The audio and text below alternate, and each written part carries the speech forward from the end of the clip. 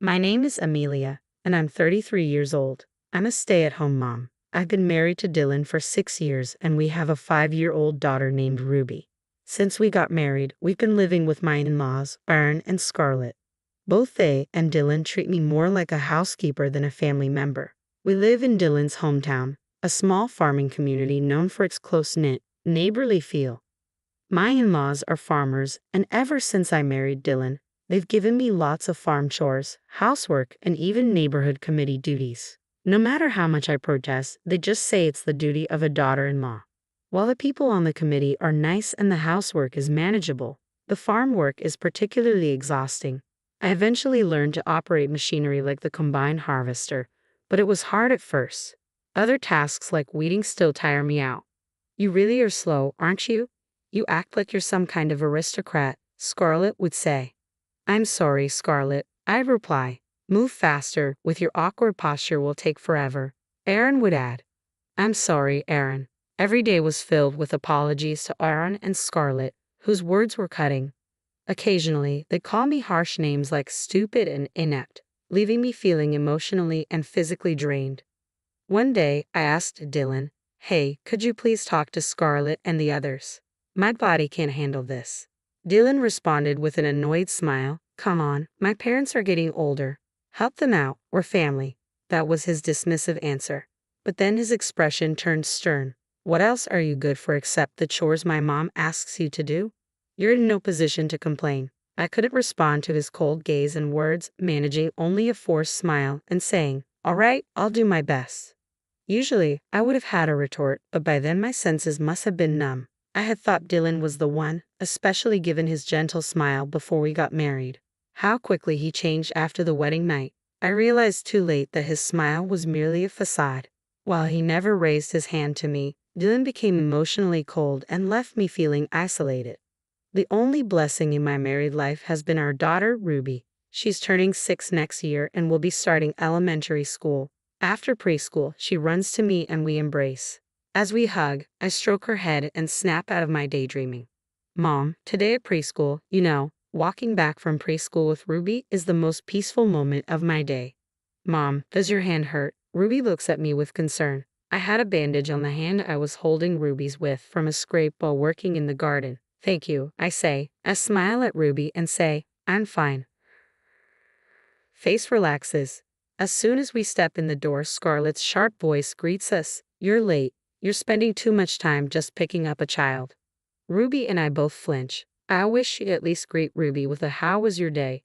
Scarlett, Dylan, and my in-laws have always been cold, not just to me but to Ruby as well. I quietly tell Ruby to put down her back. As she heads to her room to escape Scarlett, I hear Scarlett snort, "Amelia, don't you plan on having any more kids?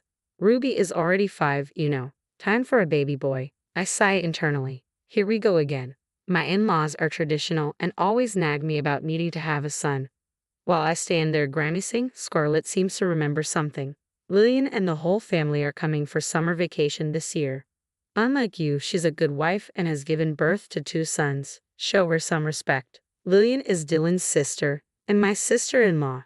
She lives in Boston with her husband, Stephen, and their 2 sons, Leon and Glenn. They are as self-centered as my in-laws, and I find them hard to get along with. Leon and Glenn are no better. Their lack of manners is apparent. It's rare for Lillian to visit except for Christmas, so it's odd she's coming for the summer. The mere thought of the upcoming vacation gives me a headache, especially considering the friction between Ruby and Lillian's boys. Stephen's a decent guy though, so that's a relief. "Fine, I'll prepare their bedding," I say, heading upstairs. Scarlett calls out after me, "Why not ask Lillian for some tips on how to give birth to a boy?" My head heats up at her insensitive comment, and I feel dizzy. I turn back and see Scarlett's unsettling smile. Ignoring her, I go to my room and unlock my phone. The truth is, I have another source of comfort. Messaging with my first cousin, Naya, who's like a sister to me. She's also a housewife and lives in Boston. We vent to each other about our families. We can't chat long because we both live with our in-laws, but these small exchanges are one of my stress relievers. I open WhatsApp to tell her about what just happened with Scarlett, but stop. There's already a new message from Naya. Reading it, I'm shocked. About a month later, Lillian comes to visit for the summer vacation. bringing only her sons, Leon and Glenn. Scarlett tilts her head, puzzled by Lillian's actions. Hey, where's Steven? She asks. He got caught up with some work. Lillian responds. That's a bummer. Well, make sure you all relax and recharge, Scarlett says. I nodded in agreement. Let's play with water in the yard. Leon and Glenn tossed their bags by the door and dashed outside. Peering out, I saw them turn the garden hose on full blast, splashing water all over the yard. If they keep spraying water like that, it's going to be tough cleaning the walls, and Aaron's cherished potted plants were nearby too. Unperturbed, Leon and Glenn happily splashed water and mud at each other. Wondering where Ruby was, I glanced around and saw her watching Leon and Glenn's antics from an upstairs room. I'm tired. Housekeeper, where's the food and coffee? You're as slow as ever, Lillian said, sprawling on the sofa after tossing her bag in the living room and cranking up the air conditioner. I silently poured coffee into a cup and set it down with a clatter in front of Lillian. A bit of coffee sloshed out of the hastily placed cup. The room fell silent, perhaps shocked by this uncharacteristic move. Excuse me, do you even know your place? Lillian glared at me, visibly angry. Dylan, who was nearby, looked surprised, and my mother-in-law was also visibly angry.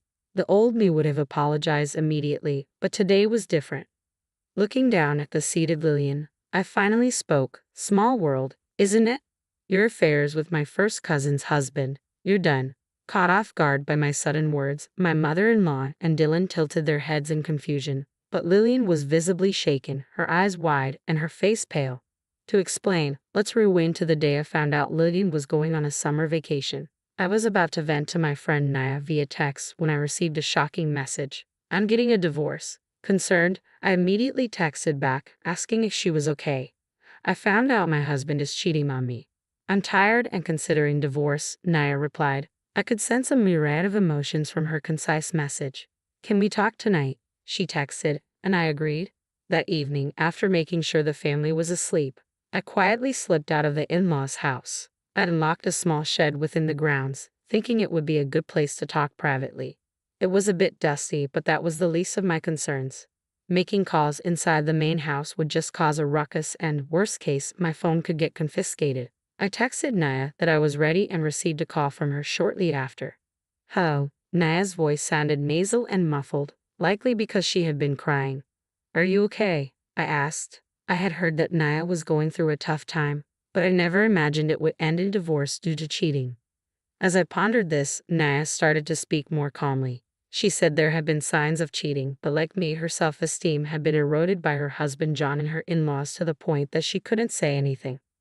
One day, she wasn't feeling well during her daytime part-time job and decided to go home early. Although John and her in-laws were supposed to be out at that time, for some reason John's car and an unfamiliar parasol were at the front door. When she cautiously entered the house, she found John embracing another woman.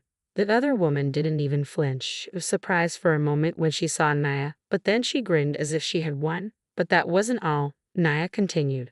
Apparently, John's affair partner was my sister-in-law, Lillian. I thought her face looked familiar. When I heard her name from John, I realized she was someone I saw at your wedding, Amelia. At this revelation, I was speechless. I heard that John was pretty infatuated with Lillian and was talking about remarrying her after divorcing Naya. When I heard that, I woke up. What am I doing? Naya said, then added, so, Amelia, how about you and I free ourselves from all this? I was taken aback by her sudden proposition. She explained that we should both divorce and start new lives. Naya's words ended up drastically changing the trajectory of my life, and that brings us to now. Upon hearing my words, Lillian's face turns pale, and she trembles while my in-laws angrily accuse me of making no sense. But when they see Lillian's face, they quickly realize the truth. My in-laws start interrogating Lillian. Naya and I are like sisters. That's why I can't forgive you even more, I tell Lillian. That's why Naya has consulted a lawyer to sue you for damages. Stephen found out about your cheating and fled home, didn't he? My in-laws begin to panic upon hearing lawyer and damages, probably worrying about their social standing and money. Lillian, who had been pale until now, glares at me defiantly. So what? Even if I come back to this house, you'll just be working as alleged housekeeper, she says. I just smile. That's not possible. I'm divorcing Dylan too, I say and pull out the divorce papers with my signature on them. Dylan, who had been watching all this like it was someone else's problem, suddenly starts frantically switching his gaze between the divorce papers and me. Realizing I was dead serious, Dylan tears up the divorce papers into tiny pieces. What will happen to Ruby? You think you can raise her on your own? Dylan's voice quivers as he speaks, showing a rare glimpse of human emotion that I hadn't seen in a while. Did you forget that I was a working professional before we got married? Actually, I've already got a line on getting back into my old job. Hearing me speak assertively, Dylan looks like a fish out of water, opening and closing his mouth in disbelief. Behind him, Lillian is getting an earful from my mother-in-law while she rambles incoherently. The sounds of Leon and Glenn laughing as they play in the muddy yard fill the air. I pull out a spare set of divorce papers I had prepared for just such a moment. I've also decided to file a claim for damages against you, Dylan and Scarlett. My lawyer will be in touch, so please direct all future communication to them. Dylan stands there in a stupor, as if drained of all life. Naya had already consulted with a lawyer she knew and introduced me to them. I paid the initial fee for my savings from when I was single and agreed to pay the rest from the settlement money. I made time to meet with the lawyer, leveraging moments when I was out for community meetings. The recordings I had of my mother-in-law and Dylan's verbal abuse, along with a detailed diary of what had happened, worked in my favor. The lawyer assured me this is definitely to our advantage. All the caution I had exercised, thinking it might help me one day if I decided to divorce, pay off big time. Hey, don't make decisions without us. Scarlett and the others noticed our conversation and started to confront me all at once. Scarlett, Aaron, you've been so kind to me until now. I know the ladies in the community don't like Scarlett, but please do your best to build good relations with the neighbors after I'm gone. Maintaining my smile, I added, and Aaron, maybe cut back on the affairs with young women and work together as a family. You'll need it. I slyly revealed Aaron's affairs while expressing my gratitude for everything. In a way, I truly am grateful to this family. I figured if I could manage with them, I'd be fine wherever I go. Upon hearing me, Scarlett and Lillian both turned their eyes towards Aaron. I had once witnessed Aaron cheating and I kept quiet about it, but now that we are getting divorced and becoming strangers, there is no reason to stay silent. While Scarlett and Lillian turned their eyes towards Aaron, I walked past a stunned Dylan and headed upstairs. With just a few belongings and holding Ruby's small hand, I left the in-laws' house. As I headed to the station, feeling more relieved than I had in years, I ran into a woman known around here for loving gossip. I told her everything, what I had gone through, and what had just happened. 2 months later, my divorce from Dylan was finalized, and Naya's was too. Dylan transferred more money into my account than he was required to, saying it was for my mother-in-law. I'd even received an apology letter from her, but I haven't responded. I have no plans to associate with them anymore. Thanks to the gossip-loving woman, they are now under criticism from the community, labeled as a morally harassing family abandoned by their sons' wives. Moreover, the daughter came back home after cheating. Apparently, my mother-in-law had to sell off their fields to pay me and Naya the settlement money, and I've heard that she is now treating Lillian like a housekeeper. Right now, there is chaos due to Aaron's affair, as I found out through a call from Dylan. I ignored it. It's none of my business anymore. Ruby smiles much more now compared to when we were living with the in-laws.